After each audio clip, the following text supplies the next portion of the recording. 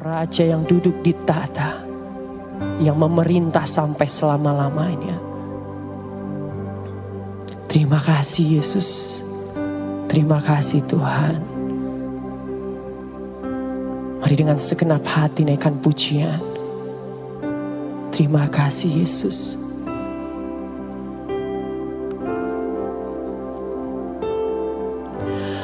Mulia, mulia bagi anak domba.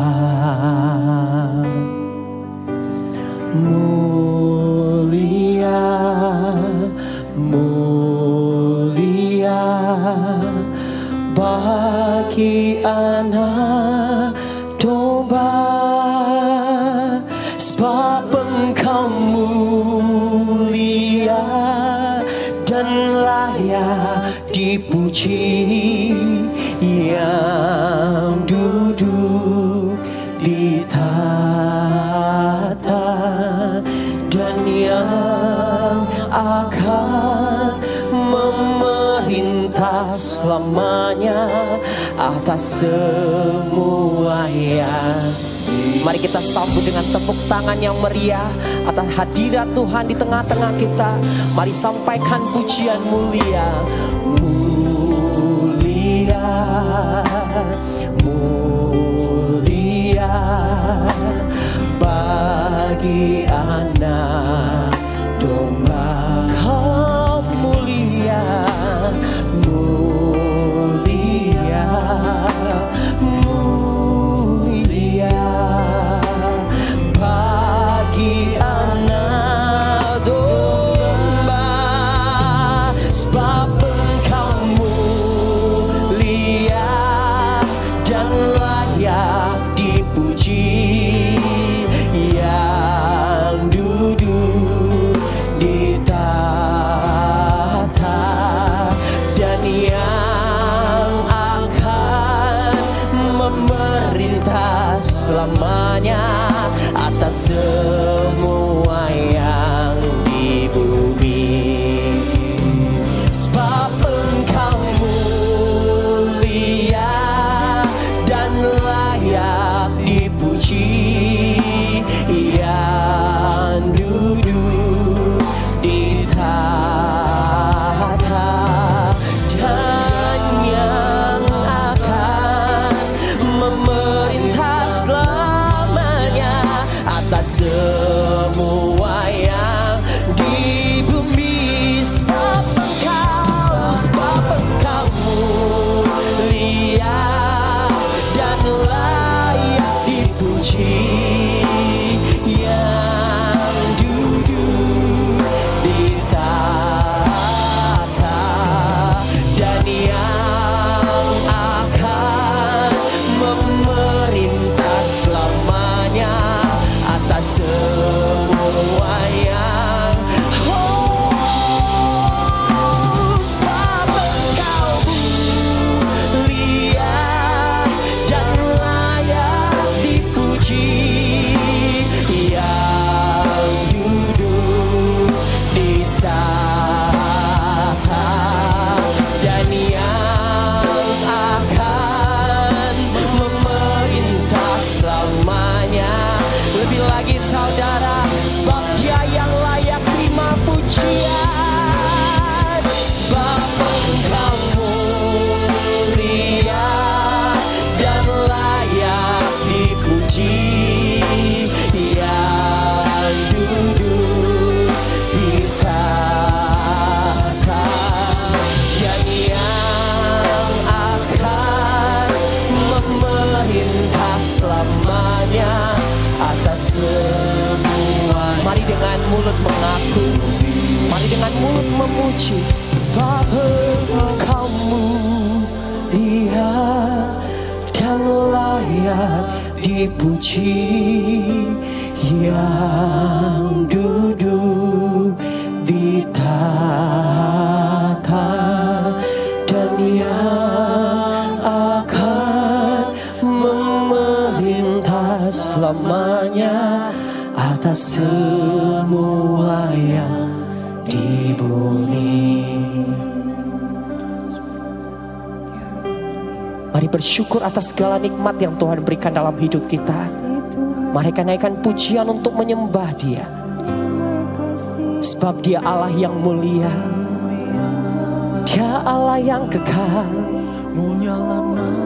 Dia Allah yang baik, Dia Allah yang sungguh baik.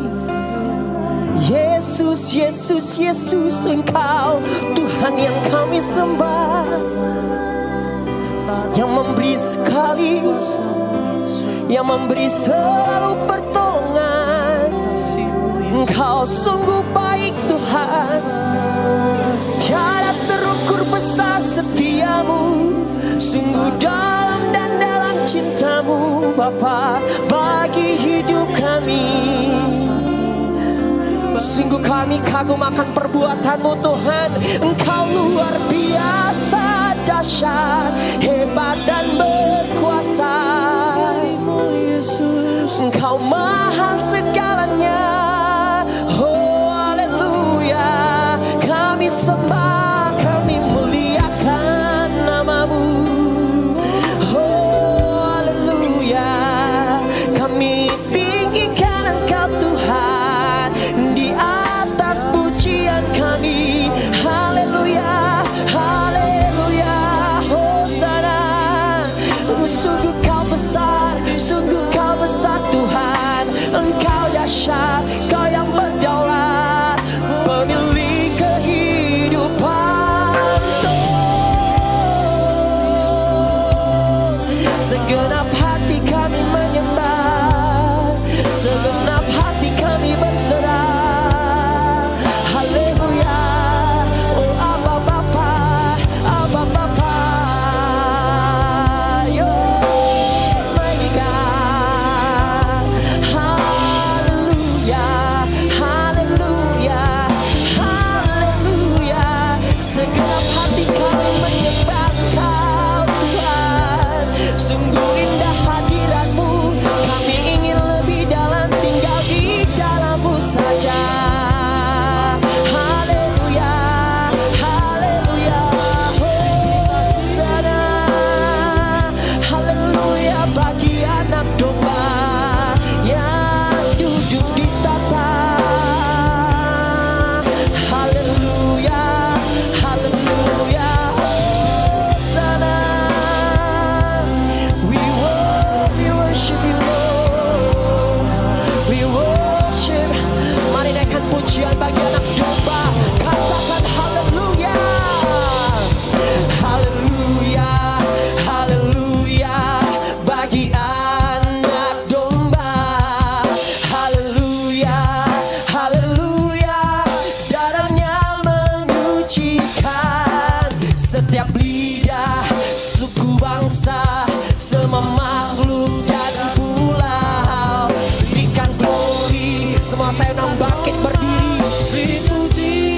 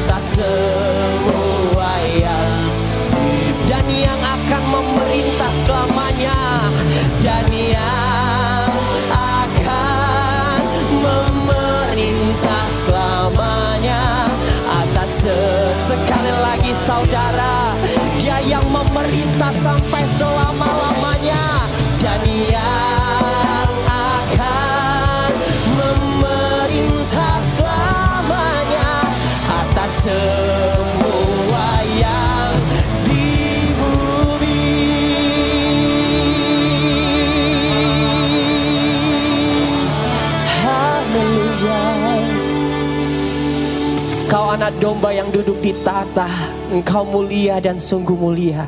Sungguh besar kasih setiamu dalam hidup kami. Dan kami mau memuji, memuliakan kebesaran-Mu Tuhan lewat lagu dan pujian. Mari berkenan atas puji-pujian kami dalam nama Yesus. Yang percaya bersama saya katakan, amin. Boleh angkat tangan yang menerima kasih Allah dan rahmat Allah yang luar biasa. Boleh tepuk tangan yang dahsyat. Mari kita naikkan pujian untuk kemuliaan Tuhan. Betapa dalamnya kasih setianya.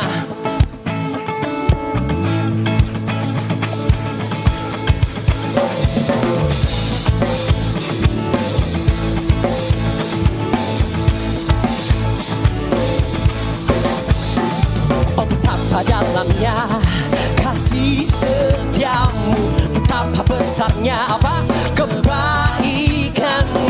Hidupku dipenuhi kemuliaanmu, indahnya oh Yesus Tuhan. Sekali lagi katakan, oh betapa dalamnya kasih setiamu, betapa besarnya kebaikanmu.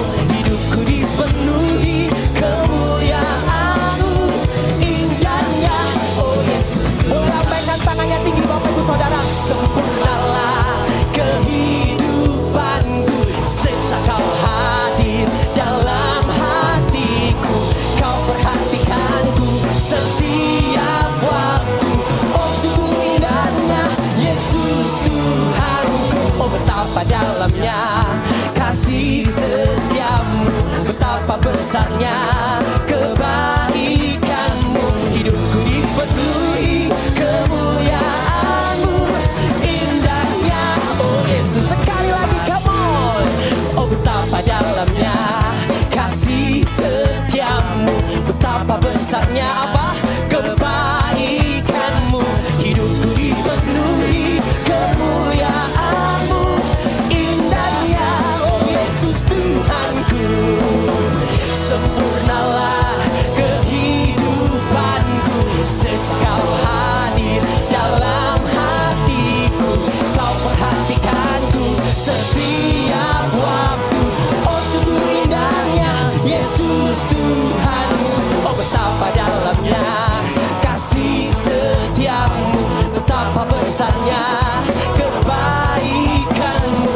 Hidupku dipenuhi kemuliaanmu, indahnya oh Yesus. Yang mengalami kebaikan Tuhan boleh tepuk tangan lewat atas kepala semua. Come on. Katakan Tuhan Yesus baik. Haleluya.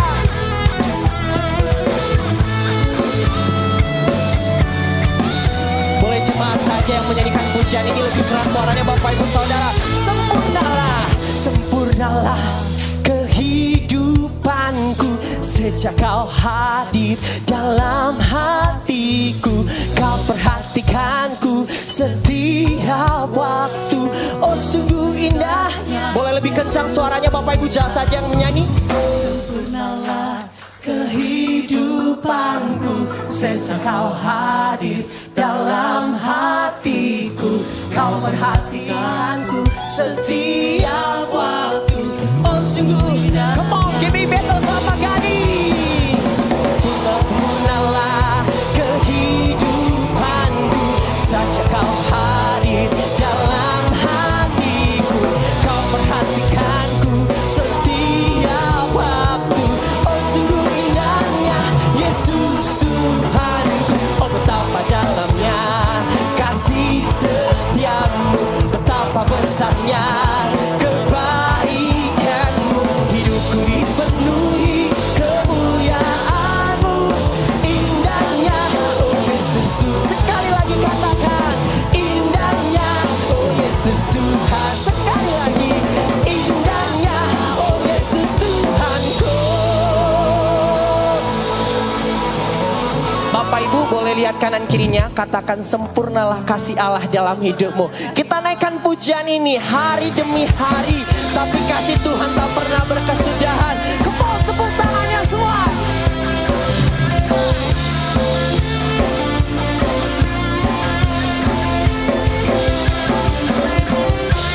Dari hari ke hari tak pernah terbatas. Apa yang tak pernah terbatalkan saudara?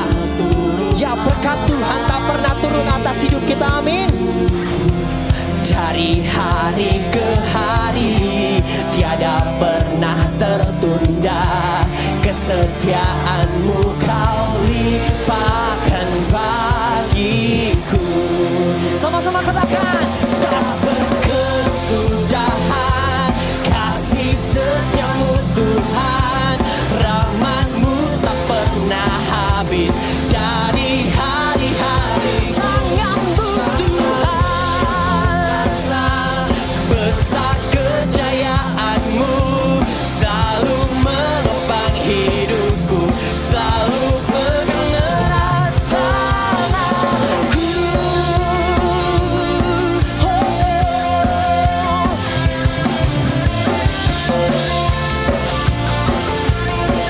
Come on, sekali lagi. Dari hari ke hari tak pernah terbatalkan, berkat-Mu turun atas hidupku. Dari hari ke hari tiada pernah tertunda, kesetiaan-Mu kau limpahkan bagiku. Come on church. Tak berkesudahan kasih setiamu Tuhan, rahmat-Mu tak pernah habis. Dari hari-hariku tangan-Mu yang perkasa, besar kejayaan-Mu selalu menopang hidupku, selalu pegang erat tanganku. Engkau Bapa yang selalu memegang tangan kami dengan erat, Engkau yang selalu bersama kami melewati setiap badai.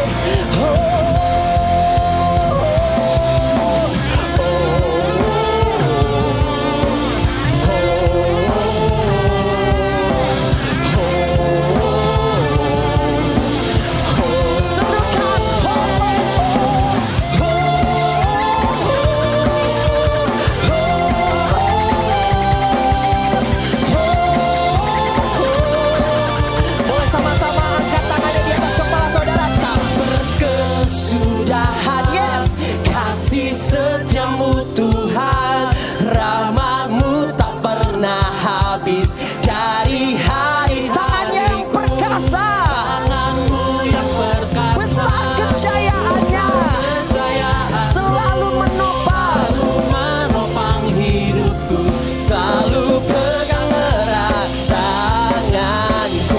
Semua katakan, tak berkesudahan kasih setiamu Tuhan, rahmat-Mu tak pernah habis. Dari hari-hariku tangan-Mu yang perkasa, besar kejayaan-Mu selalu menopang hidupku, selalu pegang erat tanganku. Sekali lagi, come on. Tak berkesudahan kasih setiamu Tuhan, rahmat-Mu tak pernah habis.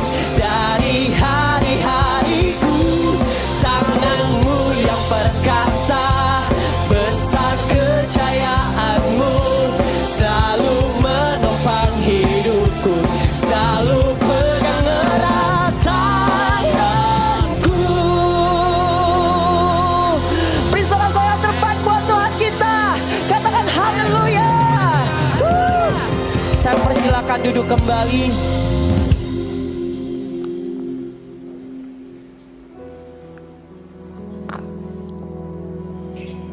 Saat kita menyembah Bapak Ibu Saudara, di sana ada sukacita, ada kedamaian, ada kelegaan. Di saat mulut kita percaya, di sana ada keselamatan.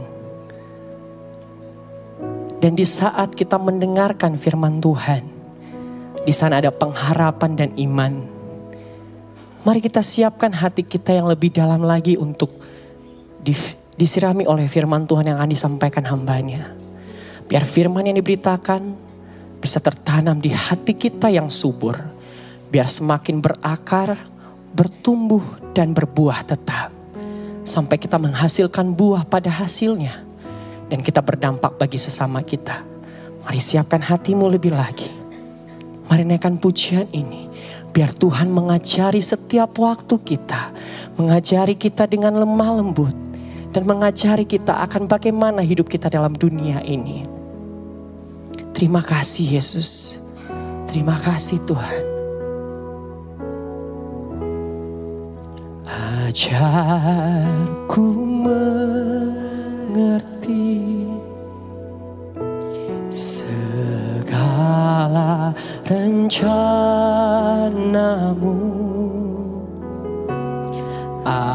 Ajarku berserah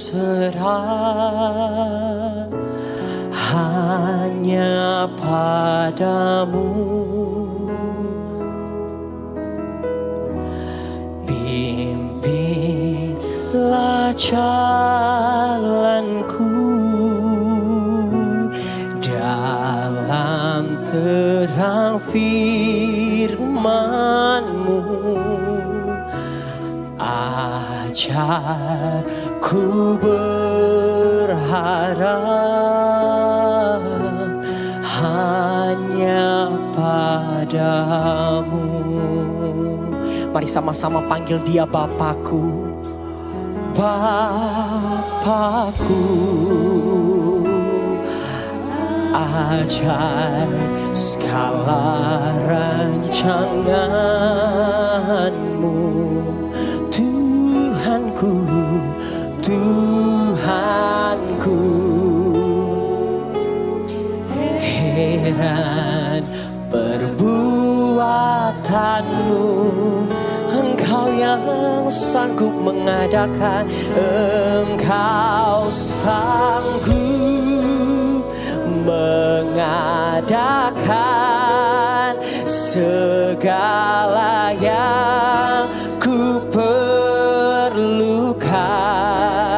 Menurut jemaat, saya undang bangkit berdiri sekali lagi. Mari naikkan pujian ini. Bapakku,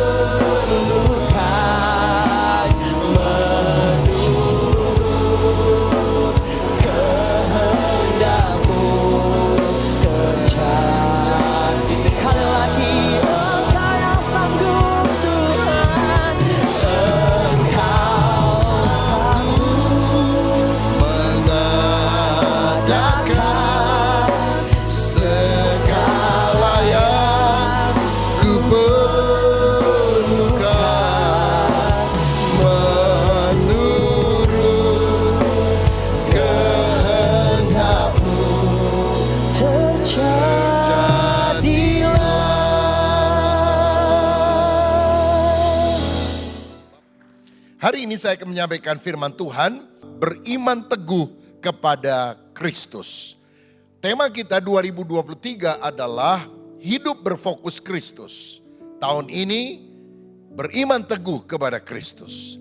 Berarti yang mesti menjadi center arah sasaran kita adalah Kristus.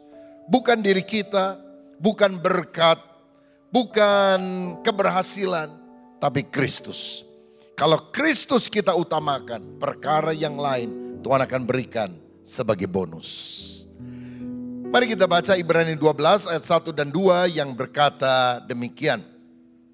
Karena kita mempunyai banyak saksi bagaikan awan yang mengelilingi kita, marilah kita menanggalkan semua beban dan dosa yang begitu merintangi kita dan berlomba dengan tekun dalam perlombaan yang diwajibkan bagi kita.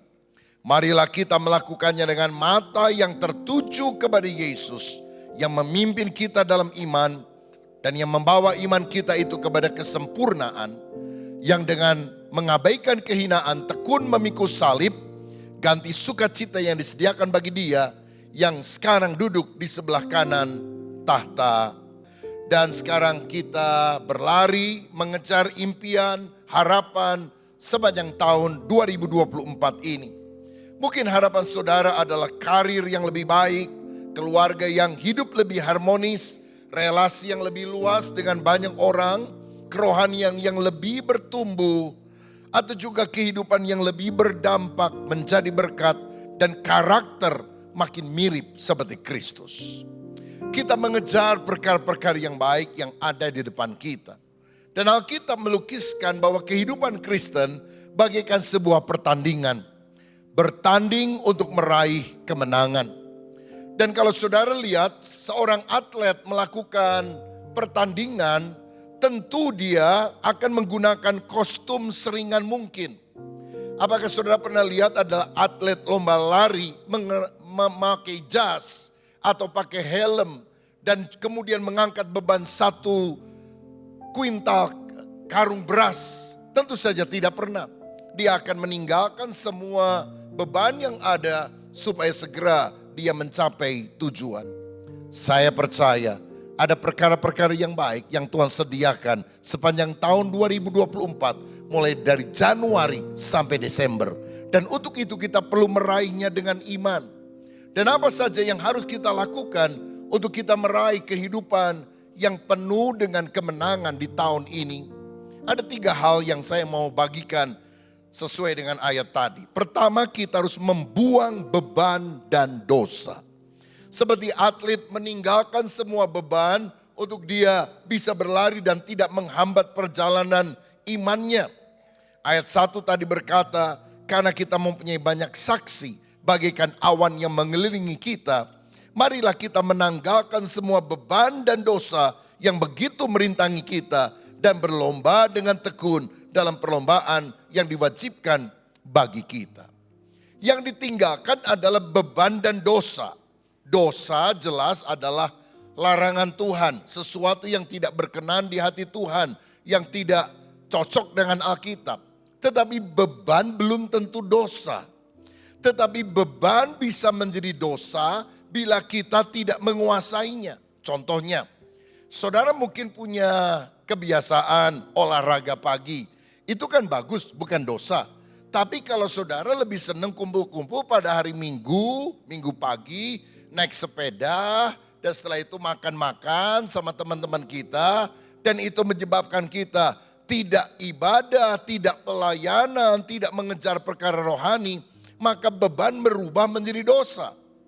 Atau saudara suka dengan sosial media, mungkin YouTube, Instagram, Facebook, atau apapun, tidak dosa. Tetapi ketika itu menyita waktu kita sehingga kita tidak lagi membaca Alkitab, kita tidak lagi menggunakan pikiran untuk perkara-perkara yang jauh lebih berharga daripada cuma nonton apa yang di layar YouTube dan sebagainya.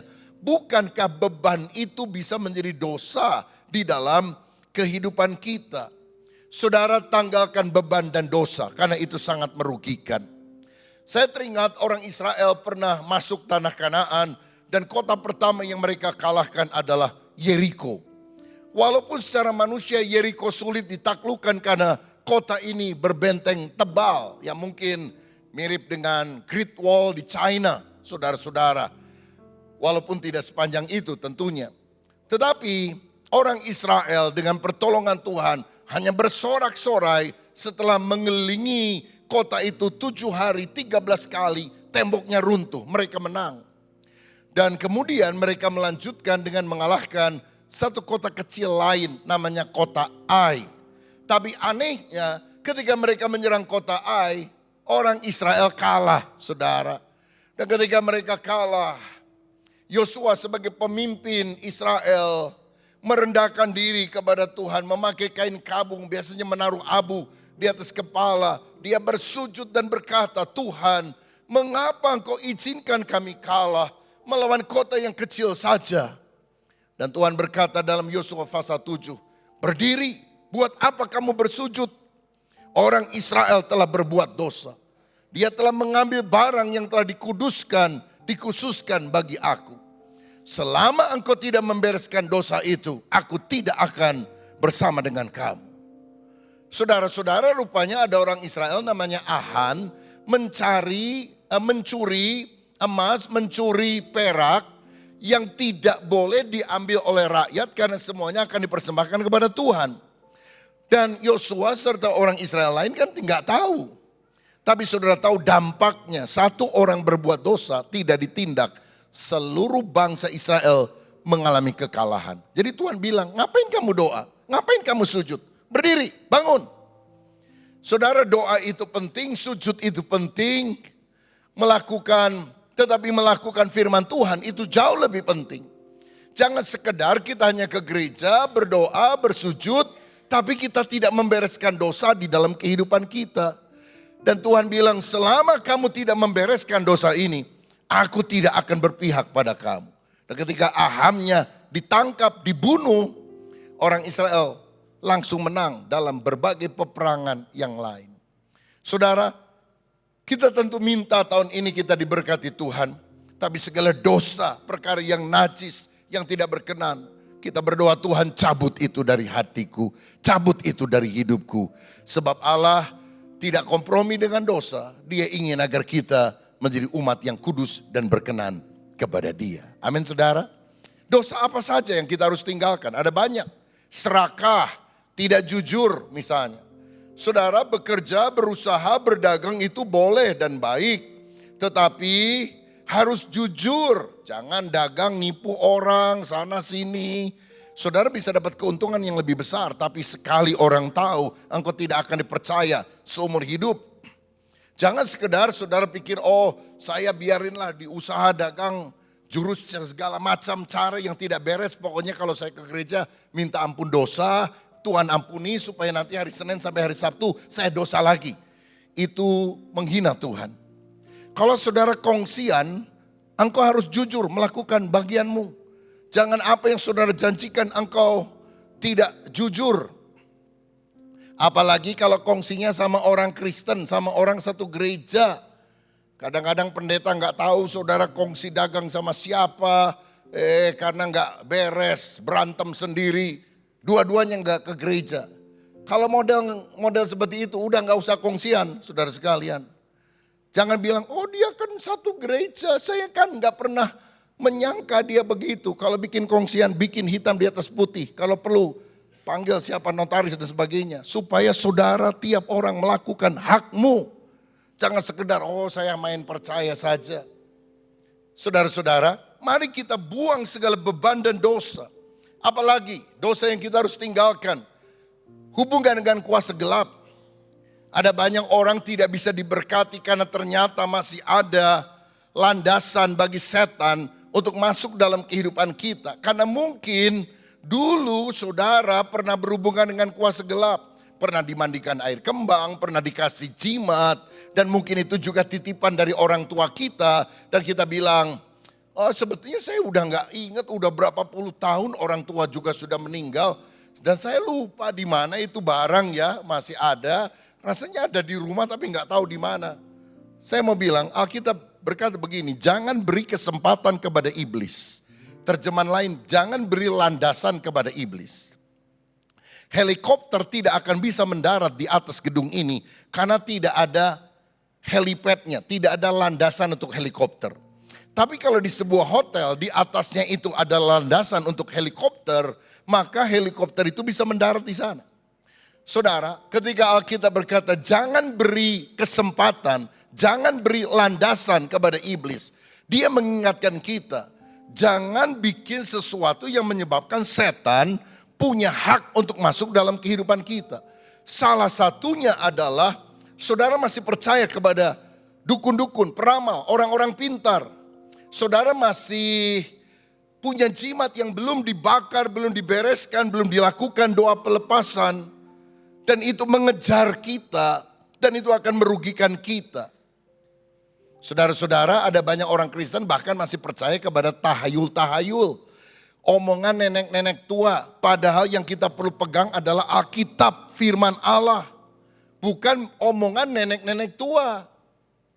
Ada orang bilang gini, jangan bikin kolam di dalam rumah, nanti berkat masuk kesedot ke dalam kolam. Mana ayatnya di dalam Alkitab? Kan gak ada. Kalau lewat jembatan, walaupun suasana sepi, jam 12 malam, mesti klakson. Tidit. Loh kenapa? Mesti punter, permisi sama penunggunya katanya. Jangan duduk di atas bantal, nanti bisulan. Ya memang gak bagus duduk di atas bantal, tapi apa kaitan dengan bisulan? Ada banyak hotel yang ada nomor 1, 2, 3, 4-nya gak ada, 5, 6, 7, 8, 9, 10, 11, 12, 13-nya gak ada. Kenapa? Karena percaya bahwa angka tertentu akan mendatangkan kesialan atau keberuntungan dalam hidup kita. Ada orang mau beli rumah, semua sudah cocok, tiba-tiba tetangganya bilang, kalau menurut saya sih jangan. Kenapa? Letaknya tusuk sate, carilah yang tusuk konde. Nah saudara-saudara ini kan percaya kepada tahayul di alam sadar, bawah sadar kita pikir kalau kita melakukan sesuatu kita akan diberkati. Misalnya arah rumah harus menghadap ke daerah tertentu, kaca mesti ada di mana. Saya mau bilang hidup kita keberuntungannya tidak diatur di mana saudara menaruh kaca di rumahmu, tapi diatur ketaatan kita kepada Tuhan. Ada orang bilang gini, jangan tanam pohon pepaya di depan rumah, nanti nasibnya payah. Beberapa hari yang lalu saya makan pepaya, istri saya potongkan, sajikan, dan waktu saya makan, aduh manis sekali, enak banget nih. Di mana? Dan dia bilang, ini kan yang mama, jadi mama istri saya, sudah meninggal mungkin 6 tahun yang lalu. Dia waktu hidup masih tanam pohon pepaya. Dan istri saya bilang, mamanya sudah meninggal, tapi apa yang dia tanam tetap jadi berkat bagi anak cucunya. Saudara-saudara, hidup kita tidak ditentukan oleh omongan orang-orang yang tidak takut akan Tuhan, tapi ditentukan oleh kuasa firman. Pegang firman Tuhan, itu yang membuat kita menang. Kalau ada yang masih ada kaitan dengan kuasa gelap, disadari tidak disadari, saudara bereskan. Kalau enggak, setan akan merugikan hidup saudara.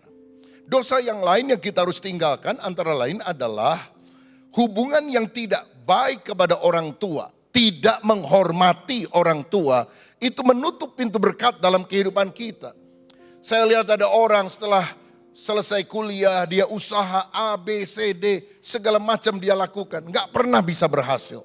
Maju sedikit ditipu orang, maju sedikit bangkrut lagi. Dan akhirnya saya bilang, bagaimana relasi kamu dengan ayah kamu? Aduh, saya ini keras, papa saya lebih keras. Dan kami dari dulu berantem, nggak pernah bisa damai. Nah saudara tahu itulah yang menutup pintu berkatnya.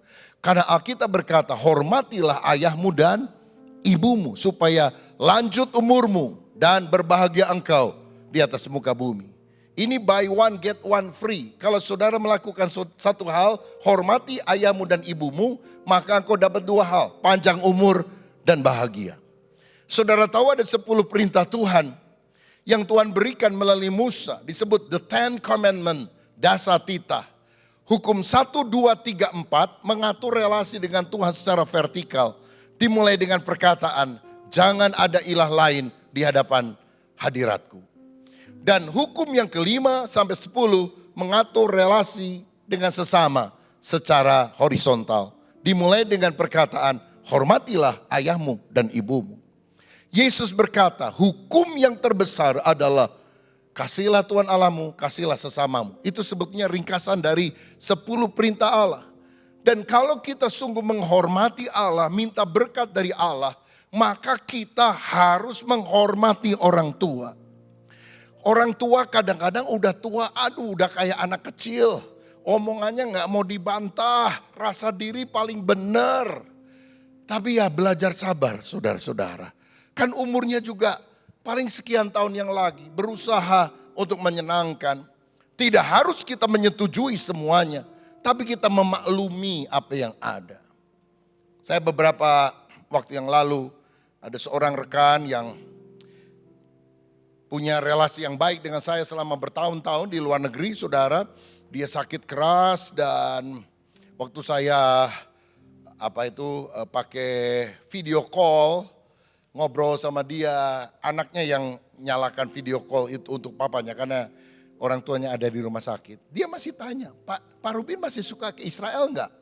Suka, saya bilang. Kenapa? Oh, saya mau berangkat, nanti saya mau bawa rombongan ke sana. Karena dia beberapa kali bawa rombongan. Sekarang biayanya berapa? Pakai travel apa dan sebagainya. Ya saya jawab, saudara, karena saya tahu kondisinya sudah sangat lemah. Lalu dia ngomong sama anaknya, nanti papi akan berangkat lagi ya. Anaknya juga maklum, iya pi, sehat dulu ya. Berapa hari kemudian meninggal. Udah gak usah dilawan yang begitu-begitu saudara. Ya, karena mungkin kondisi makin lemah tapi hati, keinginan masih ada.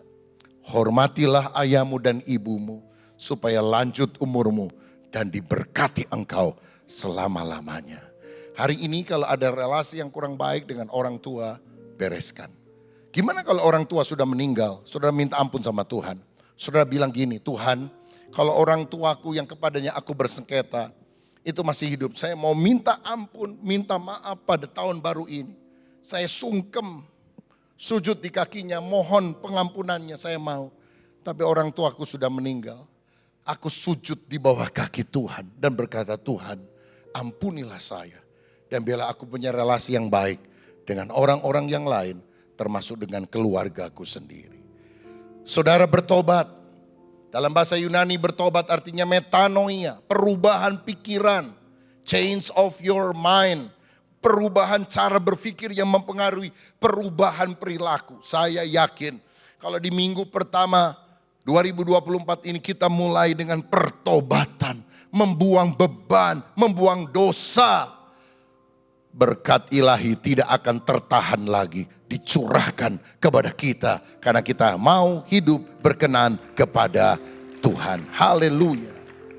Yang kedua, yang kita harus lakukan supaya tahun ini menjadi tahun kemenangan adalah memandang Yesus. Yang pertama membuang dosa, yang kedua memandang Yesus. Ayat yang kedua tadi berkata, marilah kita melakukannya dengan mata yang tertuju kepada Yesus yang memimpin kita dalam iman dan yang membawa iman itu kepada kesempurnaan. Saudara, kita harus memandang Yesus. Mata, hati, fokus kita harus tertuju kepada Yesus. Jangan teralih. Selama Petrus melihat Yesus, dia bisa berjalan di atas air. Dia mengalami mujizat. Ketika Petrus mulai teralih melihat kiri dan kanan, maka dia mulai bimbang dan akhirnya dia jatuh tenggelam. Untung tangan Tuhan diulurkan dan menolong dia. Saya teringat ada kisah Yunani kuno, ada seorang putri yang sangat cantik namanya Atalanta. Dilamar oleh banyak pria, tapi Atalanta bilang begini, aku akan berlomba lari dengan kamu. Dan kalau aku kalah, kamu akan menjadi suamiku. Tapi kalau aku menang, aku minta lehermu dipotong. Wah saudara, ngeri sekali ini putri. Tapi karena sangat cantik, banyak pemuda menerima tawaran itu. Dan ternyata semua pemuda dikalahkan. Sampai satu kali ada seorang pemuda yang bernama Hippomenes. Dia mengajak adu lari dan putri berkata, oke, tapi kalau kamu kalah seperti yang lain, leher menjadi taruhannya. Dia bilang oke. Jadi lomba itu dimulai dan si putri berkata, kamu lari duluan. Saya kasih deh kesempatan. Larilah Hippomenes dengan kencang. Nggak berapa lama lagi disusul saudara. Waktu sudah berdampingan begini. Si putri bilang leher.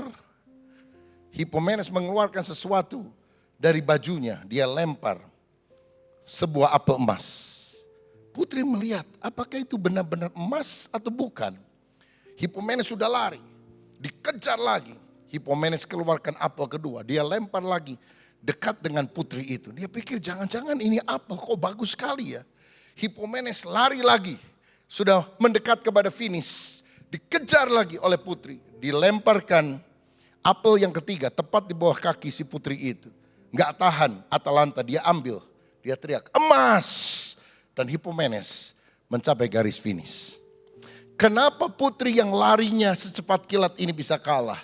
Karena pandangannya tidak fokus, pandangannya teralih. Kalau hidup kita ini tidak fokus kepada Yesus, selalu melihat masalah di kiri kanan, aku akan goyah, saudara. Tahun ini akan banyak berita-berita yang negatif yang diumbar di sosial media. Dan baru beberapa hari kita dengar di beberapa tempat ada gempa bumi, ada tsunami, ada tabrakan kereta api, ada tabrakan pesawat, macam-macam hal. Tapi mari kita pandang kepada Tuhan Yesus. Memandang diri kita dengan kelemahannya kita lemah. Memandang orang lain kita lemah. Pandang Yesus kita akan kuat. Mata hati kita harus tertuju kepada orang. Jangan banyak dengar omongan negatif dari orang lain. Itu menyedot energi rohani saudara. Tutup telingamu kepada omongan negatif. Buka telinga saudara kepada Tuhan dan firman-Nya. Engkau akan mendapatkan kekuatan. Ada satu lagu lama. Pandang terus padanya. Jangan menoleh, jalan terus. Jangan pandang salah orang lain. Pandang saja Yesus. Ada mertua yang jengkel banget sama menantunya, kurang ajar. Ada menantu yang sebel banget sama mertuanya. Tuhan cepat angkat dia masuk di dalam kemuliaan-Mu. Saudara, kalau lihat orang lain kau akan kecewa. Pandang Yesus, dia tidak pernah mengecewakan kita. Kenapa? Karena Yesus adalah pribadi yang pernah berjalan di atas air. Artinya dia berkuasa atas alam.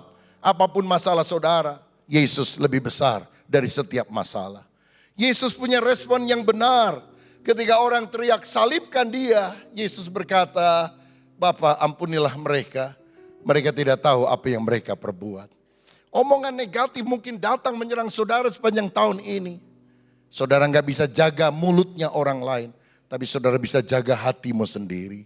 Seperti Yesus memberikan respon, Bapa ampuni. Aksi negatif boleh datang dalam hidup kita. Tapi reaksi yang positif itu adalah pilihan yang kita harus berikan. Dan itu yang membuat kita menang. Yesus adalah pribadi yang melihat akhirnya di awal. Pada waktu Yesus berkata kepada para murid, mari kita menyeberang. Kita ke seberang danau Galilea. Lalu Yesus tidur. Angin badai hampir menenggelamkan kapal dan orang teriak-teriak. Yesus, engkau tidak peduli kalau kami binasa. Yesus bangun meneduhkan gelora laut dan dia berkata, mengapa kamu begitu takut? Mengapa kamu tidak percaya? Kan tidak mungkin ada ayat yang berkata Yesus batal jadi juru selamat dunia karena tidak sengaja tadi malam dia tenggelam di dasar danau Galilea. Yesus tahu bahwa mereka akan sampai ke seberang. Yesus melihat akhirnya di awal. Begin with the end in mind. Mulai dari akhir pikiran. Dan hanya Yesus yang bisa melakukan itu. Dia tahu apa yang akan terjadi. Saudaraku, jangan ribut siapa yang akan jadi presiden Indonesia pada pemilihan umum 14 Februari yang akan datang. Mau nomor 1, nomor 2, nomor 3, Tuhan Yesus sudah tahu. Saudara tahu, Yesus tahu hari ini siapa yang akan terpilih? Kita hanya berdoa, Tuhan, orang yang engkau pikir terbaik untuk Indonesia, biar itu yang menang. Suami pilih nomor 2, istri pilih nomor 3 atau sebaliknya, nggak jadi masalah. Ada yang bilang, oh tapi orang di gereja itu pilih nomor 1, karena kalau doa amin, amin katanya. Ya, tapi ini amin yang lain ya, bukan Anies dan Muhaimin, saudara sekalian.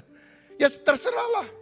Kita hanya doa supaya yang terpilih adalah yang tetap pegang Undang-Undang Dasar 45, Pancasila, Negara Kesatuan Republik Indonesia, Bhinneka Tunggal Ika. Selebihnya, jangan jadi provokator negatif. Saya lihat di grup WA sekarang suasananya sudah kurang bagus di banyak tempat, saudara. Jelek-jelekin ini dan sebagainya untuk memenangkan ini dan sebagainya. Nah saya berkata, itu bukan cirinya orang Kristen. Orang Kristen boleh punya pilihan tapi jangan menjelek-jelekan orang lain. Kita pembawa kabar baik, gospel, good news. Kita bukan pembawa kabar buruk. Siapapun yang terpilih, Tuhan tetap duduk di atas tahta. Dia mengasihi bangsa kita. Dan Tuhan punya rencana yang terbaik bagi bangsa ini. Karena ada banyak orang Kristen yang tetap berdoa bagi kesejahteraan bangsa Indonesia. Bangsa Indonesia akan damai sejahtera karena Tuhan mengasihi bangsa ini. Coba kita lihat gambar berikut ini. Saudara lihat ini gambar apa? Gadis muda atau nenek tua? Siapa yang lihat gambar nenek tua? Boleh angkat tangan? Lihat gambar nenek tua. Ada. Siapa yang lihat gambar gadis muda? Yang gak angkat tangan ini saya agak curiga. Saudara bisa lihat atau tidak ya? Karena kesalahan mungkin bukan pada pemancar tapi pada penerima. Siapa bisa lihat gambar gadis muda?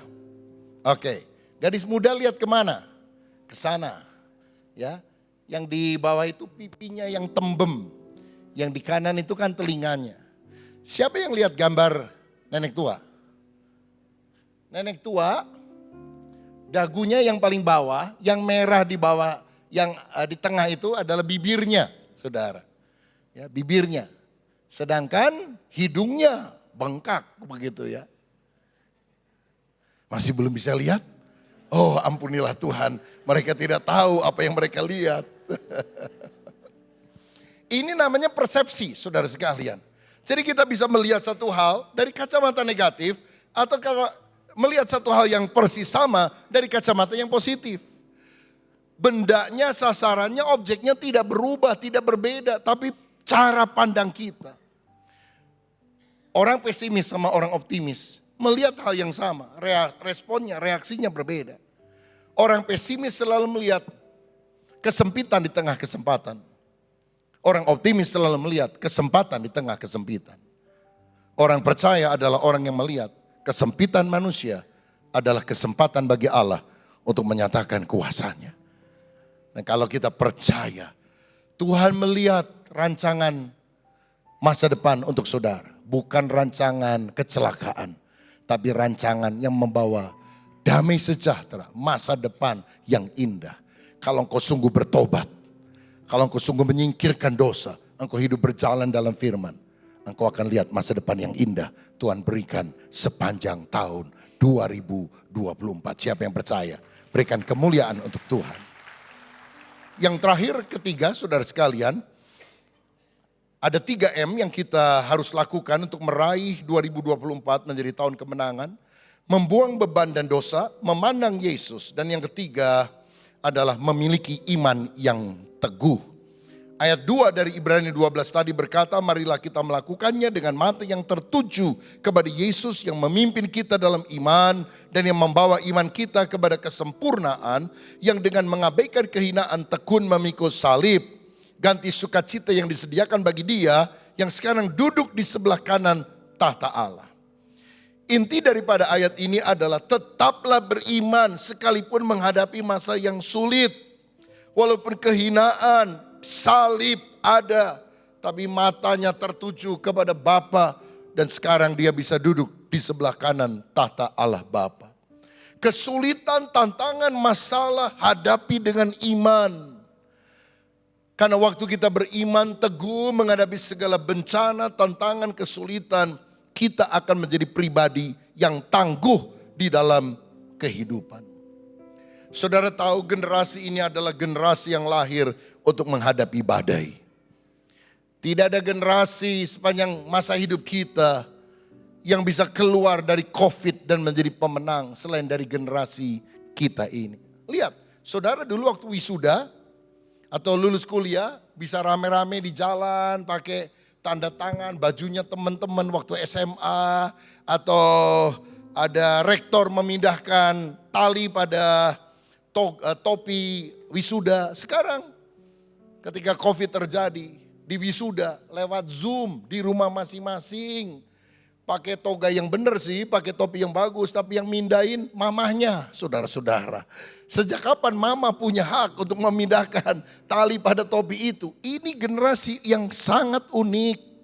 Generasi yang lahir untuk menghadapi badai dan tantangan. Pada generasi ini, saudara-saudara, bencana datang bertubi-tubi, gempa bumi, terorisme, goncangan ekonomi. Tapi generasi ini adalah generasi yang dilahirkan bagaikan Raja Wali. Yang ketika melihat awan gelap, dia tidak terpuruk, dia tembus terbang lebih tinggi. Dan mengatasi awan gelap, dia lihat matahari yang berseri. Saya lihat di dalam Alkitab, tokoh-tokoh hebat itu adalah tokoh-tokoh yang dihadang oleh masalah yang besar dan hebat. Tapi karena mereka percaya kepada Tuhan, mereka mengalami perkara yang dahsyat. Musa membelah Laut Merah, Daud mengalahkan Goliat, Daniel mengatupkan mulut singa. Sadrak, Mesak, Abednego keluar dari dapur api dan menjadi lebih daripada pemenang. Bapak, Ibu, Saudara, jangan berdoa agar anak-anakmu memiliki hidup yang mudah, tapi doakan agar anak-anakmu memiliki roh yang kuat, memiliki iman yang teguh. Karena badainya akan selalu datang tanpa kita duga. Tapi orang yang memiliki iman yang teguh, tetap beriman teguh di tengah badai apapun, dia akan lebih daripada pemenang. Karena Tuhan yang akan memberikan kekuatan kepada kita. Badai membuat pribadi seringkali menjadi lebih tangguh dan teguh. Di Amerika Serikat ada sebuah percobaan di sebuah daerah, di Texas kalau saya tidak salah. Ada sebuah tempat yang dijadikan tempat untuk menyemaikan bibit pohon-pohon yang besar dan bagus. Jadi tempat itu ditutup dengan semacam kaca dan kemudian diatur suhu udaranya sangat perfect, pupuk yang terbaik, air yang cukup, semuanya bagus, saudara. Dan ternyata waktu percobaan itu dilakukan, pohon-pohon ini tumbuh lebih cepat daripada yang alamiah. Buahnya lebih besar daripada yang alamiah. Dan orang pikir, wow, kalau kita bisa melakukan hal ini kepada semua pohon yang lain, tentu akan ada kemajuan di dalam industri untuk perkebunan dan sebagainya. Tapi heran, setelah sekian waktu mereka menyadari, pohon-pohon yang ditempatkan di suasana yang sangat ideal itu mati lebih cepat daripada pohon yang lain. Jadi kalau misalnya pohonnya mesti mati 5 tahun, ini 3 tahun, 4 tahun sudah mati. Walaupun tumbuhnya lebih cepat, buahnya lebih besar. Dan mereka selidiki apa penyebabnya. Dan akhirnya mereka mengambil kesimpulan. Karena tidak ada angin yang bertiup. Sehingga akibatnya mereka nggak panjang umur, saudara-saudara. Panas matahari tidak langsung menyengat mereka. Tapi sudah ditutup dengan sejenis kaca sehingga lebih soft. Mereka tumbuh lebih cepat, tapi mati juga lebih cepat. Saya mau bilang begini, angin, badai, kesulitan boleh datang, membuat kita lebih tegar menghadapi segala-galanya. Jangan minta hidup yang mudah, minta iman yang kuat untuk menghadapi segalanya. Saudara tahu, pohon korma itu adalah pohon yang sangat subur tumbuh di padang pasir. Di tempat yang jarang air. Dan gimana caranya mereka menanam korma? Mereka masukkan biji korma, ditutup dengan sebuah batu yang besar. Dan kemudian ketika akar itu mulai tumbuh, nggak bisa naik ke atas. Karena batu besar menutupinya, sehingga dia masuk ke dalam, mencari ke bawah sumber mata air. Dan setelah mereka mendapatkan sumber mata air lebih kuat, mereka membongkar itu batu. Dan dalam waktu yang tidak terlalu lama, tinggi sekali. Dan buah kormanya manis. Kalau saudara terlalu sering menolong hal-hal yang kecil untuk anak-anak kita, cucu kita, dia gak akan bertumbuh. Izinkan angin tofan, izinkan sengatan panas matahari, izinkan situasi sulit mereka alami. Karena itu yang membuat mereka perkasa. Beriman teguh kepada Kristus. Markus 11 ayat 23 berkata, Aku berkata kepadamu sesungguhnya barang siapa berkata kepada gunung ini, beranjaklah, tercampaklah ke dalam laut, asal tidak bimbang hatinya, tetapi percaya bahwa apa yang dikatakannya itu akan terjadi, maka hal itu akan terjadi baginya. Miliki iman. Kalau engkau sakit, jangan cuma nangis bilang, aduh Tuhan saya sakit, tolong sembuhkan saya. Tuhan tidak meresponi doa dengan menangis disertai dengan kekhawatiran atau ketakutan. Tuhan meresponi doa dengan iman. Unsur yang harus ada, iman. Bukan cuma nangisnya, boleh nangis, tapi mesti ada iman. Kalau saudara nangis, minta didoakan hamba Tuhan siapapun, tidak ada unsur iman di sana, nggak akan ada mujizat. Tapi waktu engkau berdoa, bahkan doa sendiri. Tapi kalau engkau punya iman teguh, gunung yang besar, Tuhan akan campakkan ke dasar lautan. Dan bagaimana supaya iman kita bisa tumbuh kuat? Ingat, jangan minta hidup yang mudah, minta iman yang kuat. Bagaimana iman itu menjadi kuat? Roma 10 ayat 17. Jadi iman timbul dari pendengaran. Dan pendengaran oleh firman Kristus. Tiap hari baca Alkitab. Nanti habis kebaktian sudah bisa dapatkan di pintu luar ayat emas untuk tahun ini. Jadi semua ayat Alkitab itu bagus. Tapi saudara bisa ambil satu kertas yang sudah disiapkan. Kalau saudara belum mendapatkannya pada 1 Januari. Saudara doa, Tuhan biar ayat ini menjadi petunjuk bagi saya sepanjang tahun 2024. Saudara doa, saudara ambil ayat itu. Bagus atau tidak menurut saudara, mungkin itu teguran atau mungkin itu adalah penguatan. Terima sebagai sebuah patokan bagi kita sepanjang tahun ini. Dan juga ada formulir pembacaan Alkitab setiap 1 tahun ini.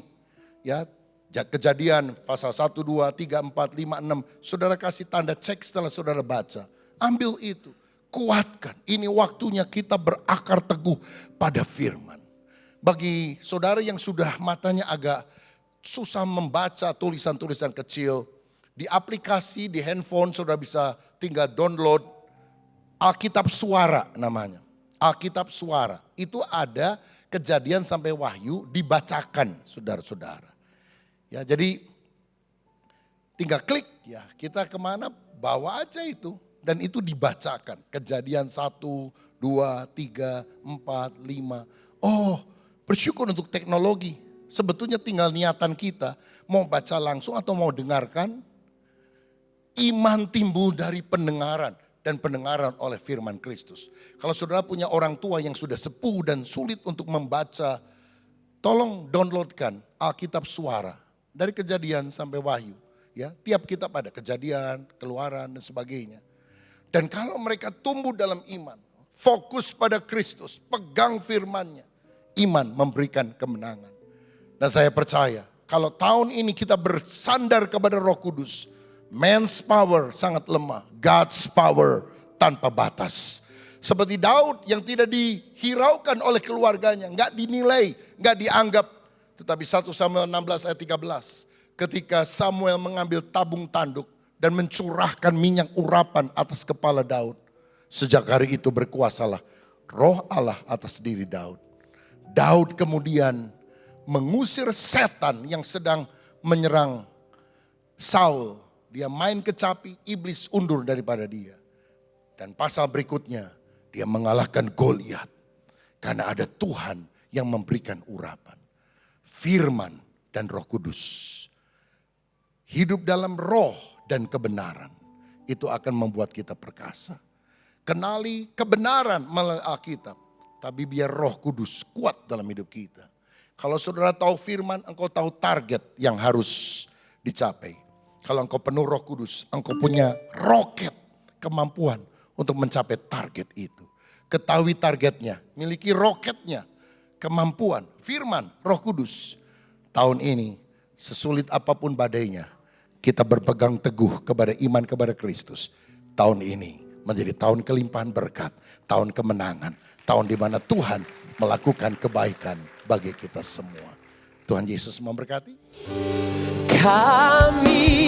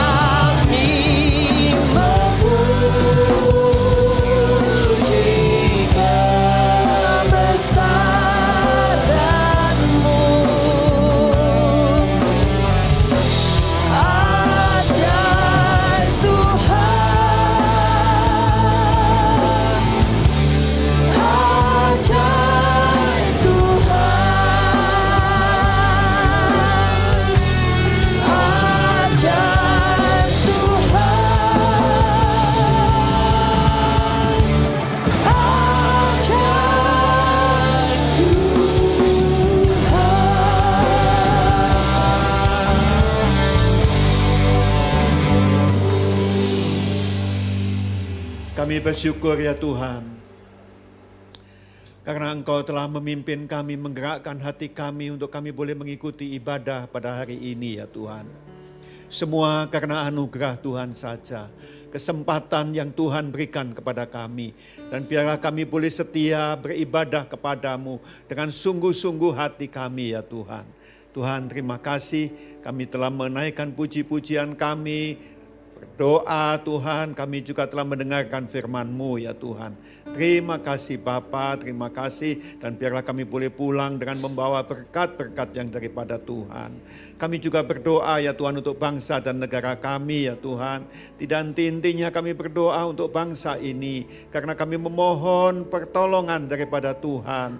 Kalau kami mendengar ya Tuhan, oh Tuhan bahwa oh Tuhan cash flow dari negara ini masih kurang bagus ya Tuhan, sehingga ada program, banyak-banyak program yang dipotong anggarannya ya Tuhan, dan salah satunya IKN ya Tuhan.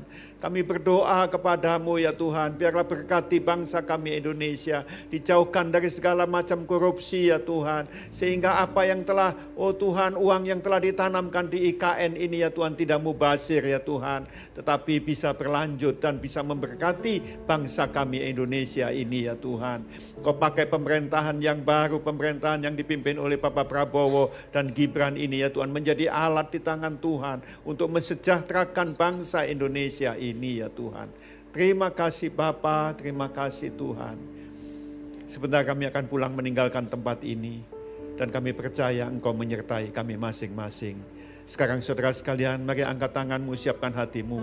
Tuhan memberkati hidupmu, Tuhan memberkati keluargamu, Tuhan memberkati kesehatanmu, Tuhan memberkati pekerjaanmu. Dan sekarang pulanglah, dan kiranya damai sejahtera dari Allah Bapa, keselamatan dari Tuhan Yesus Kristus, persekutuan dengan Roh Kudus menyertai kita semua mulai pagi hari ini kekal sampai selama-lamanya. Mari kita semua katakan amin. Sebab Engkau mulia dan layak dipuji.